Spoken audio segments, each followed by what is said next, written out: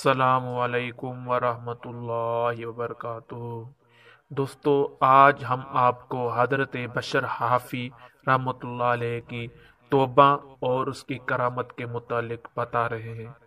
اولیاء اللہ کے حالات میں لکھا ہے کہ حضرت بشر حافی نشے کی حالت میں کہیں جا رہے تھے۔ راستے میں دیکھا کہ ایک کاغذ پر اللہ کا نام لکھا ہوا زمین پر پڑا تھا، تو انہوں نے اس کاغذ کو اٹھایا، صاف کیا، عطر لگایا، بوسہ دیا اور ادب سے محفوظ جگہ پہ رکھ دیا۔ یہ نشہ میں بے ہوش تھے لیکن اللہ سے باہوش تھے۔ رات ہی کو خواب میں دیکھا کہ اللہ تعالیٰ فرما رہے ہیں، اے بشر، شراب کے نشے کی بے ہوشی میں بھی تو نے میرے نام کا اتنا ادب، اتنا اکرام کیا، تو مجھ سے اس وقت بھی غافل نہیں تھا۔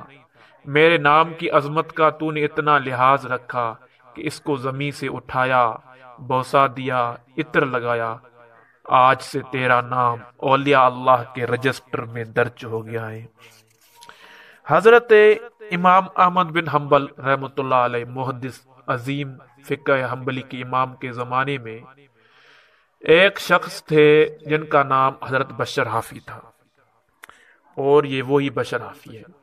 حضرت بشر حافی رحمۃ اللہ علیہ امام احمد بن حنبل کی خدمت میں کبھی کبھی جایا کرتے تھے، اور امام احمد بن حنبل بھی ان کے پاس تشریف لایا کرتے تھے۔ وہ بھی اللہ والوں کی دعاؤں سے بے نیاز نہیں تھے۔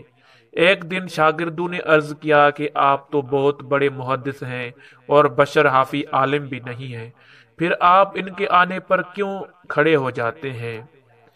تو امام احمد بن حنبل رحمۃ اللہ علیہ نے جواب دیا کہ تم لوگ نادان ہو، میں عالم بالکتاب ہوں، میں کتاب اللہ کو جانتا ہوں اور یہ اللہ کو جانتے ہیں۔ تو کیا امام صاحب اللہ کو نہیں جانتے تھے؟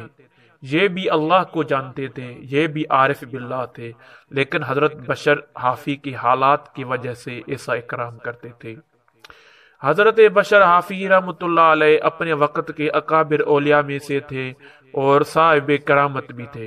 حافی کے معنی ہے ننگے پیر چلنے والا۔ ایک دن قرآن پاک کی ایک آیت تلاوت کی، الم نجعل الارض مہادا، الم نجعل الارض مہادا، کیا ہم نے زمین کو فرش نہیں بنایا؟ تو انہوں نے جوتا اتار دیا اور کہا کہ آج سے میں اللہ کے بچھونے پر، اللہ کے بچھائے ہوئے فرش پر جوتا پہن کر نہیں چلوں گا۔ یہ ان کا ایک حال تھا، اسے غلبہ حال کہتے ہیں۔ حال محمود کا اگر غلبہ ہو جائے تو اس کی تقلید ہمارے ذمہ نہیں ہے، لیکن چونکہ ان کا حال محمود تھا، لہذا اس غلبہ حال محمود کے صلہ میں اللہ نے ان کو یہ کرامت بخشی کہ وہ جہاں بھی ننگے پیر جاتے تھے زمین پھٹ کر نجاست کو نگل لیتی تھی۔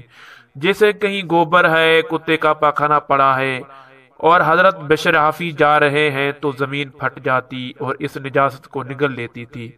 زمین کو اللہ کی طرف سے حکم ہوتا تھا کہ اے زمین، اس نے میری محبت اور احترام میں ننگے پیر ہونا اختیار کیا ہے، لہذا نجاستوں کو صاف کر لے، تو زمین پھٹ کر نجاست کو نکل لیتی تھی۔ تو یہ تو ان کی کرامت تھی، اور اللہ تعالی والوں کا کرامت بہت اونچے ہوتے ہیں، اور انہوں نے اپنی زندگی اللہ کے راستے میں بتا دی تو اللہ تعالیٰ نے ان کے زندگی میں خرق العادات چیزیں کرامت کے حساب سے ظاہر کی۔ دوستو، اگر یہ ویڈیو پسند آئے تو ضرور شیئر کریں، لائک کریں، کمنٹ کریں۔ ملتے ہیں ایک نئی ویڈیو کے ساتھ، تب تک کے اللہ حافظ۔